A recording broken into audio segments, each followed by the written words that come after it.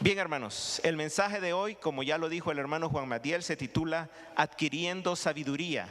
Adquiriendo sabiduría, la visión cristiana del mundo. El propósito de este mensaje es servir de introducción. Sí, hermanitos, una larga introducción, pero necesaria introducción al estudio que vamos a estar llevando a cabo de forma ya de pleno en los primeros 12 capítulos de Génesis a partir del próximo domingo. Hermanos, quiero confesarles que me siento desafiado por la cantidad de estudio, de preparación y de investigación que debo realizar para poder predicarles Génesis. Pero me siento gozoso, hermanos, realmente, y quisiera poder transmitirles el gozo a ustedes de que vamos a estar estudiando Génesis, por lo menos esos 12 primeros capítulos, porque, hermanos, muchos estudiosos, comentaristas, eruditos bíblicos manifiestan que Génesis es el libro más importante de la Biblia. Uno de los que piensa así es un hombre que yo respeto muchísimo, el doctor Evis Carballosa. Él es un hermano que vive en España. Él ha escrito una gran cantidad de comentarios bíblicos, ha participado en conferencias. Él es un hombre muy respetado por todo el mundo, evangélico, cristiano, de habla hispana. Fue maestro mío en el seminario para la predicación expositiva y maestro de varios de los varones que estudian en ese seminario también. Y él es uno, hermanos, de los que opina que Génesis es el libro más importante de las Escrituras. Yo, hermanos, de forma personal, no me atrevería a decir que Génesis es el libro más importante de las Escrituras. No tengo ese nivel de confianza para decirlo. Pero sí reconozco, hermanos, que Génesis es fundamental. Oigan bien, Génesis es fundamental para el resto de las Escrituras, porque Génesis es la base, es el cimiento de todo lo demás en las Escrituras. Por cierto, hermanos, un paréntesis, recibieron una hojita, ¿verdad?, en la que pueden ir llenando. Yo les voy a avisar cuándo es que comienzan a llenar, ahorita todavía no. Otro comentarista, hermanos, ha dicho esto y va a aparecer en la pantalla. Escuchen lo que él ha dicho. En el Génesis encontramos el comienzo de todo, excepto de Dios. Maravilloso, hermanos. El libro de Génesis nos presenta el origen de todas las cosas, excepto de algo que no tiene principio ni fin, que es Dios. Hermanos, uno no puede entender el final de algo si no entiende el inicio de algo, ¿verdad? Es como una película, ¿verdad? No podemos entender el final de la película si no hemos visto el comienzo de la película. Pues así, hermanos, de vital es el libro de Génesis, para que podamos comprender la Biblia de inicio a fin. Por ejemplo, hermanos, no podríamos comprender a qué se refiere Apocalipsis 21:1 cuando habla de nuevos cielos y nueva tierra, si en Génesis 1:1 no dijera: en el principio creó Dios los cielos y la tierra. No lo podríamos comprender. Hermanos, ni siquiera podríamos comprender completamente el evangelio del Señor Jesucristo que está en el Nuevo Testamento si en Génesis 2:17 no dijera: del árbol del conocimiento del bien y del mal no comerás, porque ciertamente el día que de él comas morirás. No podríamos entender completamente el evangelio si no tuviéramos eso en Génesis, o si no tuviéramos Génesis 3:15, donde dice: pondré enemistad entre tú y la mujer, y entre tu simiente y su simiente. Él te herirá en la cabeza y tú le herirás en el talón. No podríamos comprender el evangelio si no tuviéramos Génesis 3:15. Así que Génesis, hermanos, además de ser el fundamento del resto de la Biblia, el libro de Génesis le da la respuesta a una cantidad enorme de preguntas, hermanos, para los cuales todos tienen una opinión, una creencia, una convicción o un punto de vista. Por ejemplo, Génesis es el único que responde de forma clara y coherente a preguntas sobre Dios, sobre la creación, sobre la naturaleza, sobre el ser humano, sobre el trabajo. ¿Por qué tenemos que trabajar? Génesis, ahí está la respuesta. Sobre el matrimonio, sobre la familia, sobre los hijos, sobre la sexualidad, sobre el pecado, sobre el corazón del hombre, sobre la relación entre Dios y los hombres, sobre los pactos de Dios, sobre la gracia de Dios, sobre los juicios de Dios, sobre las naciones de la tierra, sobre el lenguaje. ¿Por qué hablamos diferentes idiomas? ¿Por qué hablamos? ¿Por qué nos podemos comunicar? Génesis lo dice.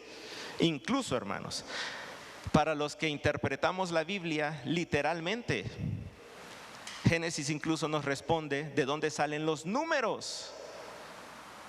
Si leemos Génesis literalmente, podemos decir que Dios creó los números y nos enseñó a contar.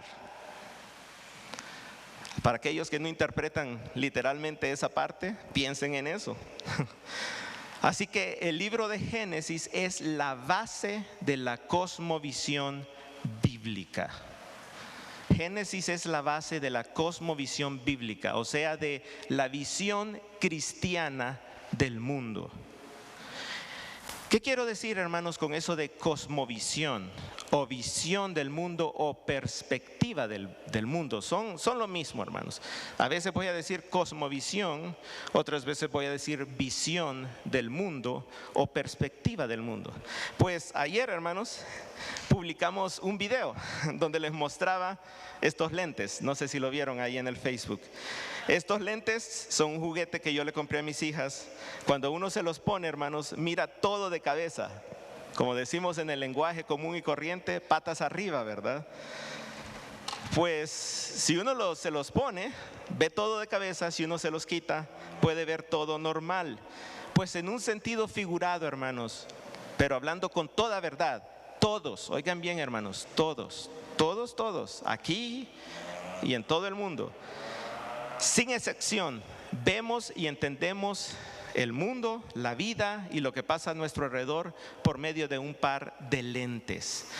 Unos, hermanos, ven el mundo patas arriba, de cabeza, como si lo estuvieran viendo con estos lentes. Otros ven el mundo a oscuras, como si anduvieran puestos gafas de sol. Otros, hermanos, ven un mundo borroso, como si anduvieran puestos lentes sucios. Hay algunos, hermanos, que dicen que no pueden ver el mundo, no pueden explicar, no pueden entender nada de lo que pasa en el mundo, como si anduvieran con lentes de graduación, pero una graduación incorrecta para sus ojos.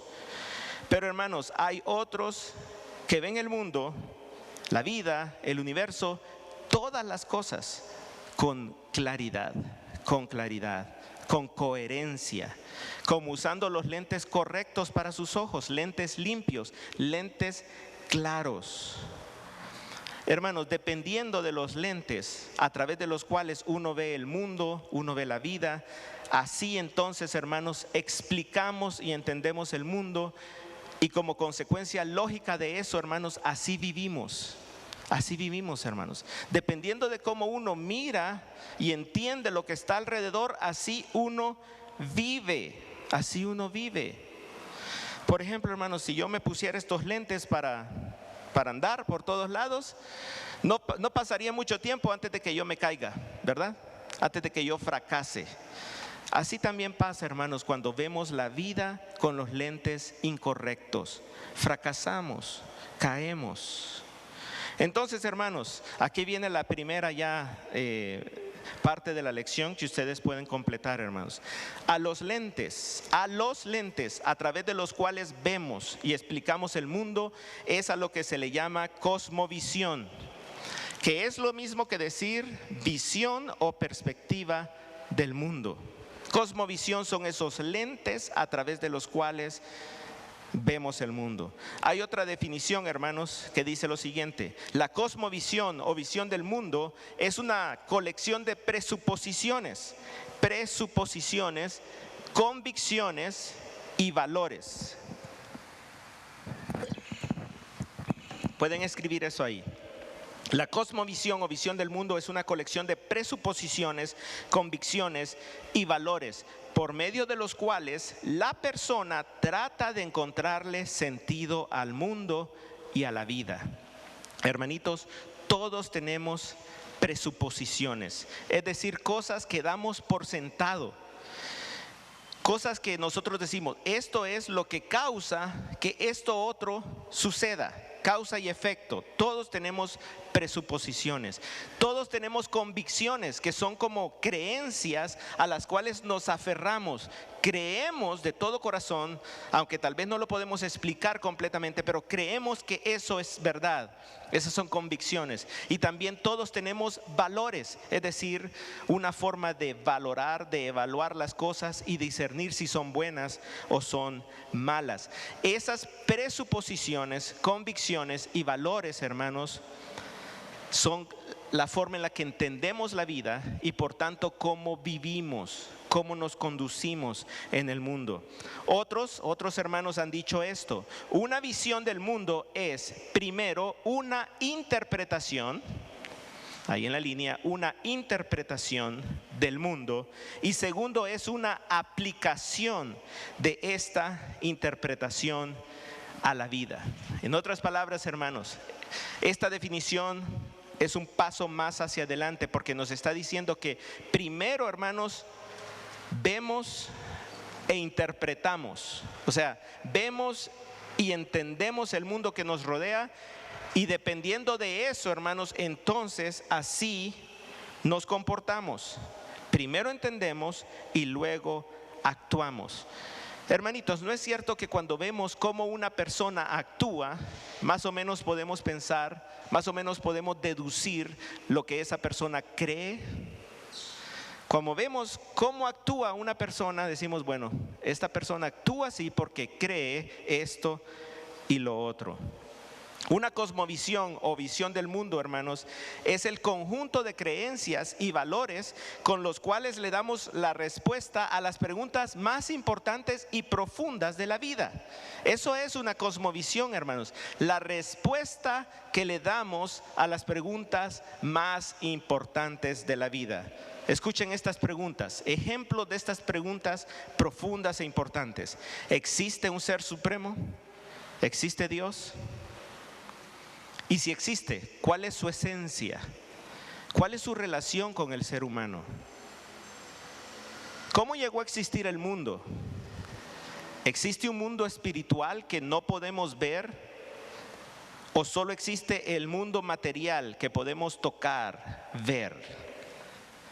¿Por qué hay un orden? ¿Por qué hay leyes en la naturaleza, en el mundo que nos rodea? ¿Por qué funciona? ¿Por qué funciona el mundo? ¿Qué es el ser humano? ¿Cuál es el propósito, el destino del ser humano?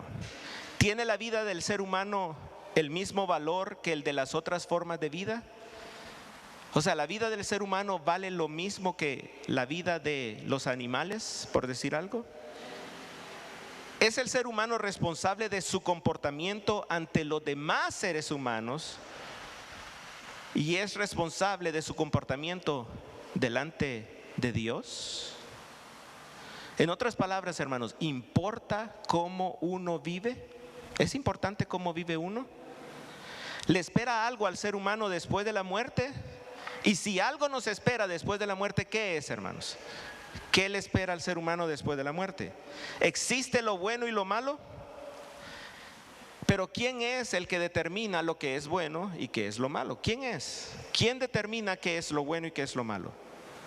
¿Hay alguna recompensa por hacer el bien y evitar el mal? ¿Por qué existen la maldad, el dolor, las enfermedades, el sufrimiento, la muerte? ¿Por qué existen esas cosas? Y quizá, hermanos, la pregunta más importante de todas, o por lo menos fundamental, sea: ¿cómo puedo conocer la respuesta a todas las preguntas anteriores? ¿Cómo puedo llegar a la respuesta?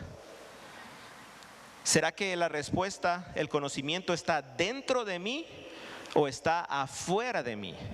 ¿Será que la respuesta la tengo en mi cabeza? ¿La puedo ¿La puedo concluir con mi razón o será que alguien más grande me tiene que dar la respuesta? ¿Y quién es esa persona o quién es ese ser que me tiene que dar la respuesta? ¿Y cómo me lo puede dar? Hermanos, todas esas preguntas forman parte de una cosmovisión o de la visión que tenemos del mundo. Ustedes vieron que fui bien despacio, ¿verdad? Haciéndole esas preguntas. ¿Saben por qué fui despacio? A propósito, fui despacio leyéndoles esas preguntas para que ustedes en su mente se las fueran contestando, ¿verdad? ¿Verdad que se las iban contestando en su mente? Esas respuestas que ustedes dieron en su mente, esa es su cosmovisión. Cuando yo iba leyendo las preguntas, si usted iba pensando la respuesta, esa es su visión del mundo.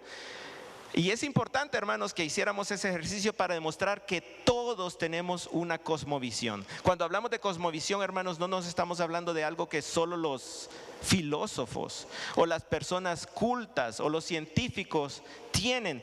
Todos tenemos una cosmovisión. Todos vemos y entendemos el mundo a través de un par de lentes. Independientemente de nuestra educación, situación social o económica, todos, hermanos, tenemos una cosmovisión. Y voy a repetir esto varias veces. Todos vivimos, hermanos, todos vivimos de acuerdo a nuestra cosmovisión. Dependiendo de la cosmovisión de la persona, así se comporta la persona. Por ejemplo, hermanos, una persona que piensa que el ser humano tiene igual valor que el animal, posiblemente sea vegetariano, ¿verdad? ¿No es cierto? Si piensa que un ser humano y un animal valen lo mismo, entonces seguramente que esa persona va a ser vegetariana. Una persona que piensa que después de la muerte no hay nada, que la muerte es el fin, va a vivir diferente de una persona que cree que hay algo después de la muerte. Va a ser muy diferente. Y va a ser todavía más diferente de una persona que cree que lo que viene después de la muerte depende de cómo vivió y de lo que creyó en esta vida. Una persona que cree que no hay nada después de la muerte va a vivir en placeres desenfrenados, en los placeres de la carne. ¿Por qué? Porque no hay nada después de la muerte, entonces este tiempo disfrutémoslo al máximo, al máximo. Así vive una persona que no cree que hay algo después de la muerte. Una persona que cree que hay algo después de la muerte y que eso depende de cómo vive uno, entonces vive preparándose para lo que viene después. Así que, hermanos, todos tenemos una cosmovisión, una visión del mundo, y todos vivimos de acuerdo a eso. Hermanos, cuando hablamos de cosmovisión o visión del mundo, perspectiva del mundo, no son términos bíblicos. Ustedes no van a encontrar en la Biblia la palabra cosmovisión, pero sí, hermanos, la Biblia, las Escrituras son los únicos lentes que nos dan una visión del mundo completa, clara, coherente y verdadera. Estos son los únicos lentes. Todos los demás lentes no funcionan, hermanos.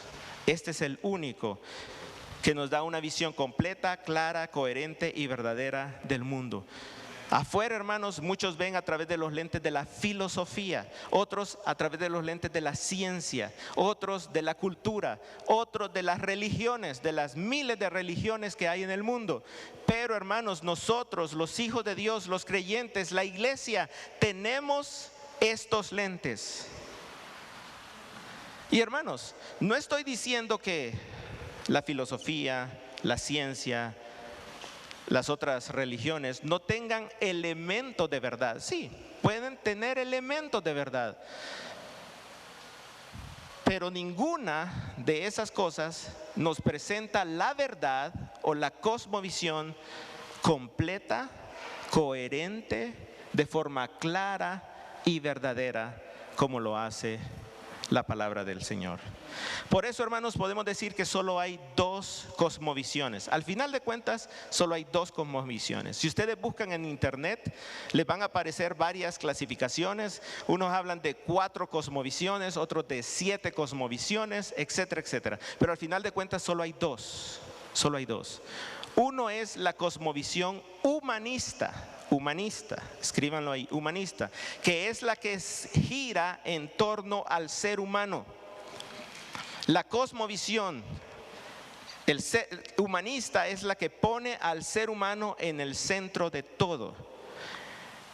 Y tiene varias bases: la filosofía, la ciencia, la cultura, la religión. Y la otra cosmovisión es la cosmovisión bíblica.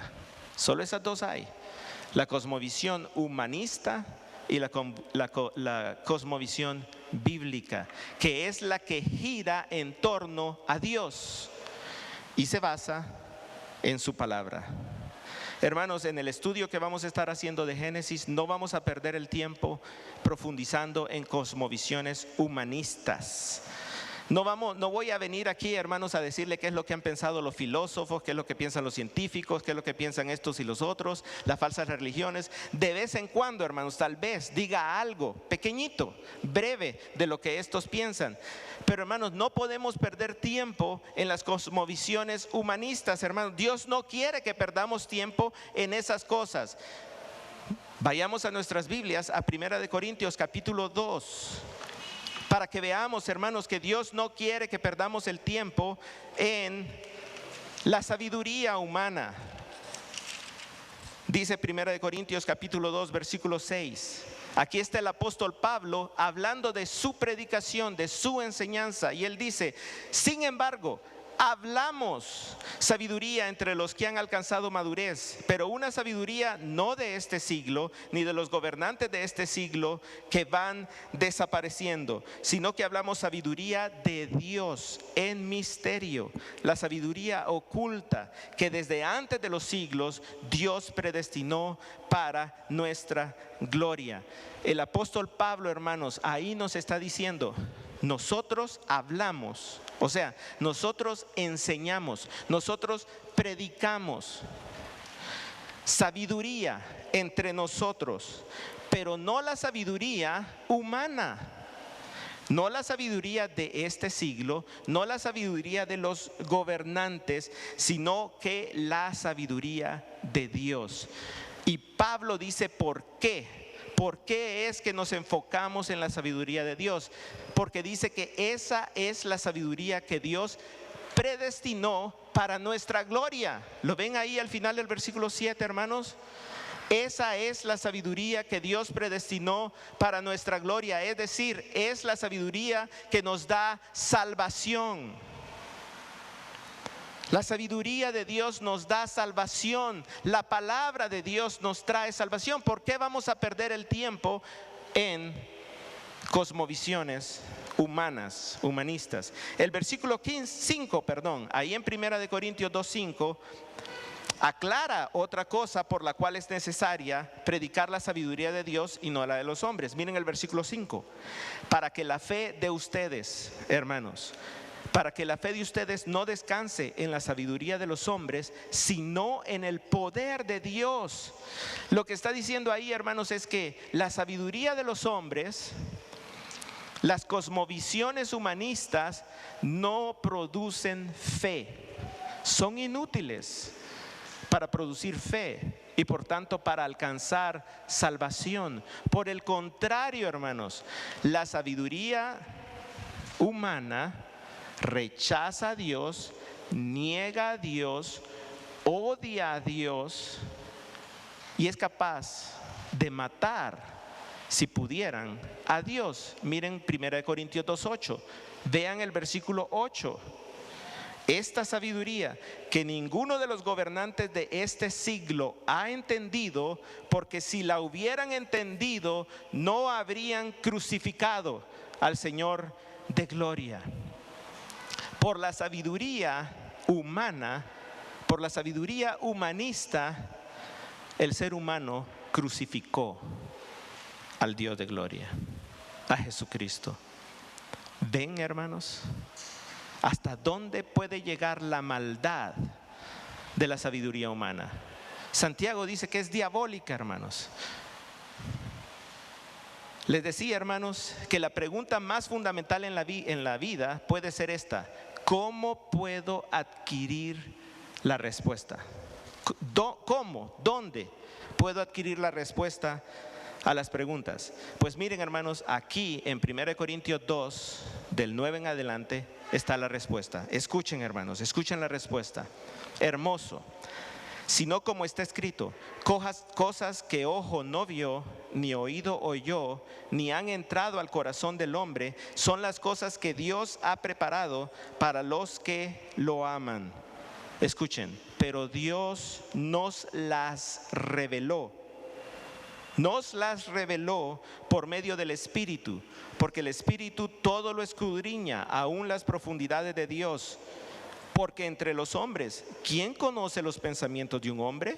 Sino el espíritu del hombre que está en él. Asimismo, nadie conoce los pensamientos de Dios, sino el espíritu de Dios. Y nosotros hemos recibido, escuchen, nosotros hemos recibido no el espíritu del mundo, sino el espíritu que viene de Dios, para que conozcamos. ¿De dónde sacamos las respuestas? ¿Cómo adquirimos el conocimiento?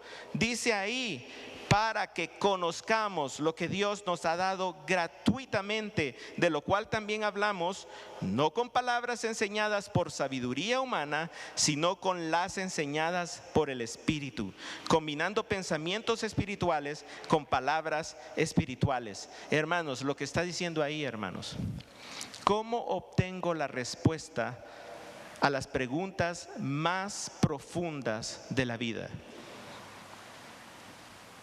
Pues, hermanos, escuchando hablar a Dios. Y Dios ha hablado en su palabra. Dios en su gracia infinita nos reveló. Dios nos reveló su sabiduría, sus pensamientos, su mente, nos reveló su conocimiento. Él nos ha dado la respuesta a las preguntas, hermanos. ¿Cómo?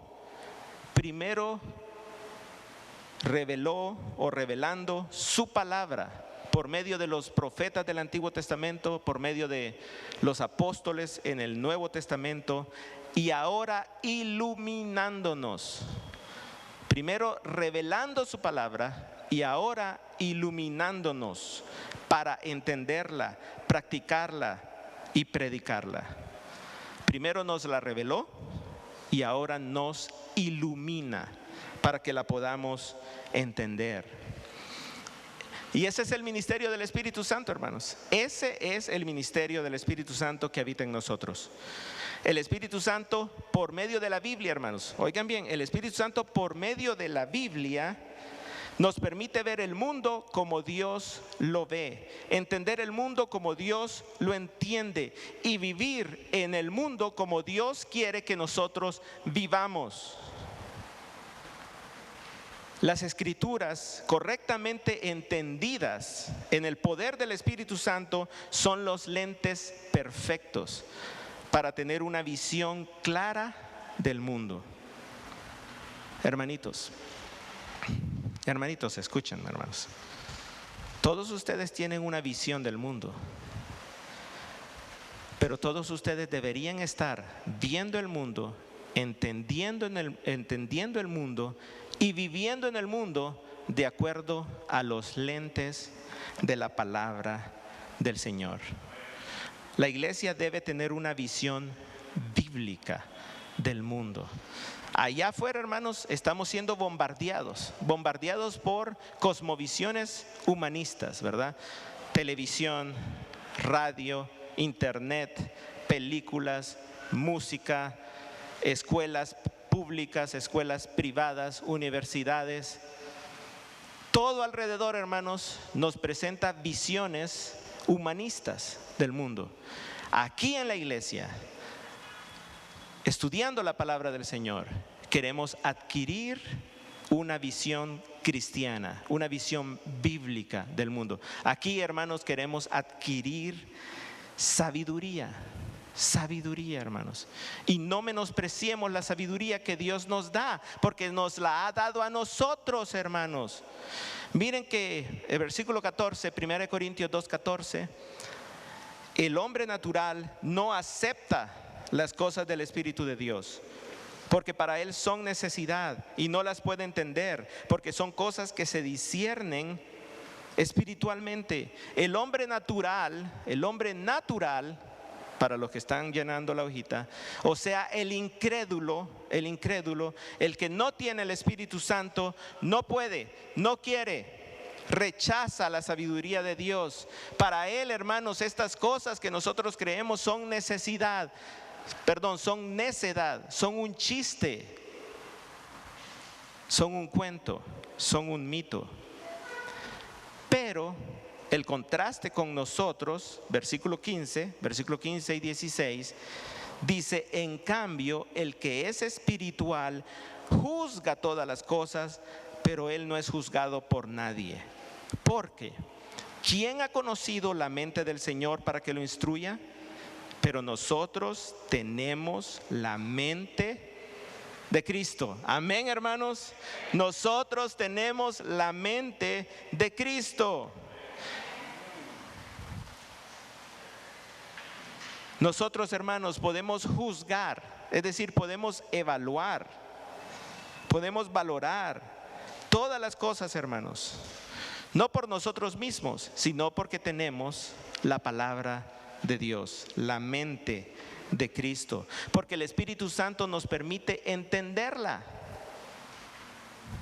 Así que, hermanos, ¿de qué nos sirve a nosotros hablar de filosofías, ciencias y otras cosas que no nos llevan a nada, hermanos? Cuando comenzamos a enfocarnos, hermanos, en lo que dice el mundo, en las teorías de la evolución y esto y lo otro, hermanos, es como que nos pongamos estos lentes, miren. Es como que nos pongamos esto. Cuando ponemos atención a esas cosas, empezamos a ver el mundo de cabeza, patas arriba. Dios quiere, hermanos, que nos enfoquemos en su palabra, en lo que Él ha hablado, en la sabiduría. Dios quiere, hermanos, que adquiramos sabiduría, porque es la cosa más valiosa que hay. Vamos a Proverbios, capítulo 8, versículo 4. Proverbios 8, 4 dice, hermanos, escuchen esto, hermanos, escuchen. Oh hombres, o sea, todos, ¿verdad? Hombres, ahí es hombre y mujer. Oh hombres, a ustedes clamo. Estoy hablando con ustedes. Para los hijos de los hombres es mi voz. Oh simples, aprendan prudencia. Ustedes necios, aprendan sabiduría.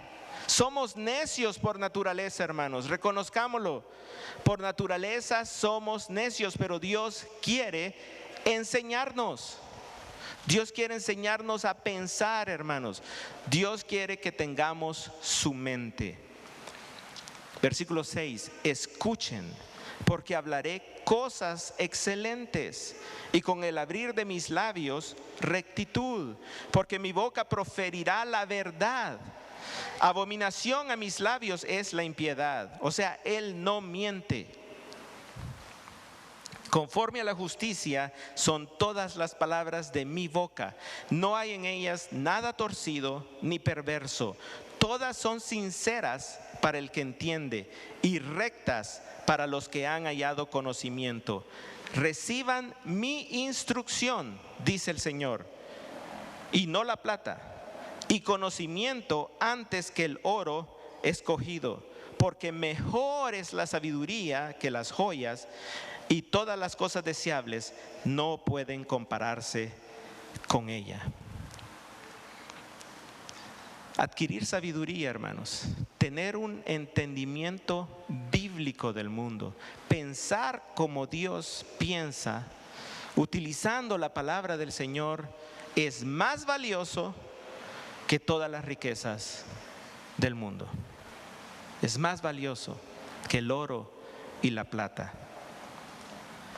Hermanos, la base de una visión cristiana del mundo es esta. Escuchen, esta es la base, hermanos. Dios existe, amén.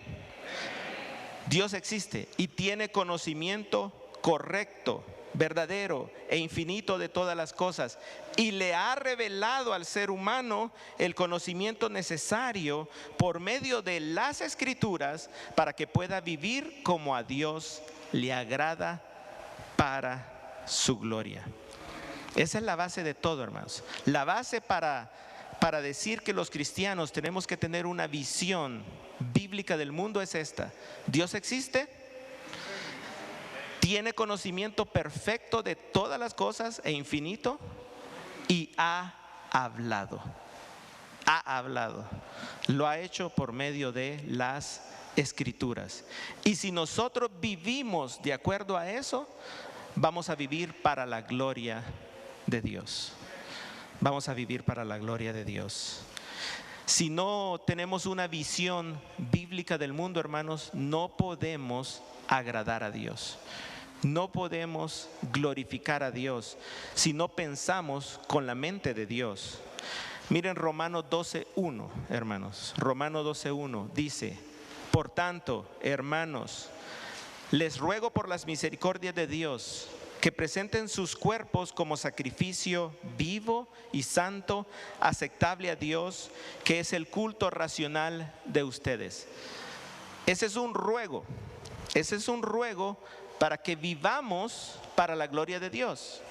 Es un ruego, hermanos. Nos está rogando el Espíritu Santo que vivamos para la gloria de Dios. El versículo 2 nos dice cómo hacerlo.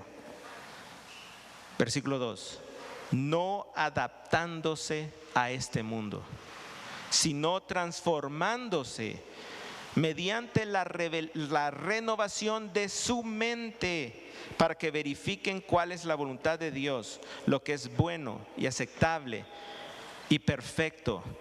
Hermanos, otra vez, el versículo 1 es un ruego para que vivamos para la gloria de Dios. El versículo 2 nos dice cómo podemos vivir para la gloria de Dios.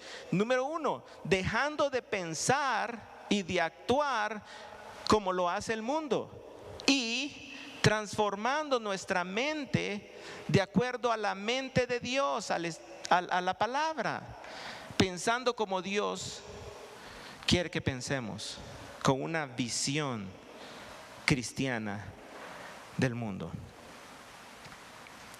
¿Y por qué estoy diciendo todo esto, hermanos? Porque Génesis, el libro que vamos a empezar a estudiar, es la base de la visión cristiana del mundo. Es el fundamento, hermanos, es el fundamento. No podemos tener una cosmovisión divina si no tenemos el Génesis, si no lo comprendemos, si no lo conocemos. Voy a pedir al grupo musical que pase adelante, y mientras ellos se preparan, hermanos, voy a hablar de otro asunto de la visión bíblica o cristiana del mundo. Y es este, hermanos: la mente de Dios, las Escrituras, la visión cristiana del mundo nos obliga a aceptar la realidad del pecado. La realidad del pecado.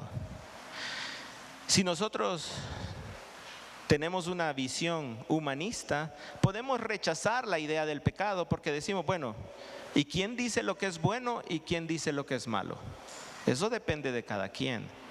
Pero si tenemos una visión bíblica, tenemos que aceptar que el pecado existe y que somos pecadores, pero que en Jesús hay perdón. Hay perdón de los pecados. Y en esta mañana, hermanos, que vamos a celebrar la cena del Señor, no podemos traer un corazón esclavo del pecado. No podemos traer un corazón a la cena del Señor que se goza, que se deleita, que está esclavizado a la maldad, a la inmundicia, a la fornicación, al odio, a la corrupción.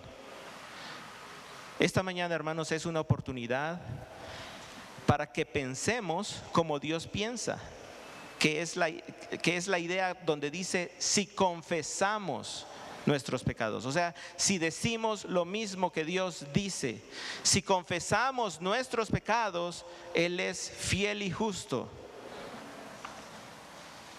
Voy a leer Primera de Juan, capítulo 1, versículo 8 en adelante. Dice: si decimos que no tenemos pecado, nos engañamos a nosotros mismos y la verdad no está en nosotros. Si confesamos nuestros pecados, Él es fiel y justo para perdonarnos los pecados y para limpiarnos de toda maldad. Si decimos que no hemos pecado, lo hacemos a Él mentiroso y su palabra, su mente, no está en nosotros. Hijitos míos, les escribo estas cosas para que no pequen. Y si alguien peca, tenemos abogado para con el Padre, a Jesucristo el justo.